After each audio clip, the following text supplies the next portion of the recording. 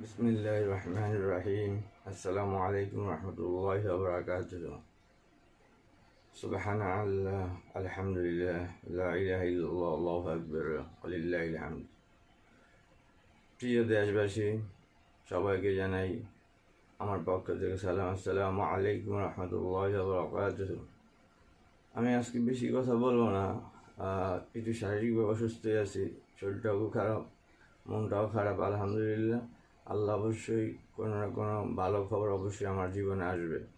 তা আমি সর্বোপরি বলি, মাননীয় প্রধানমন্ত্রী শেখ হাসিনা, আপনি চলে গেলেন আমাদেরকে রেখে।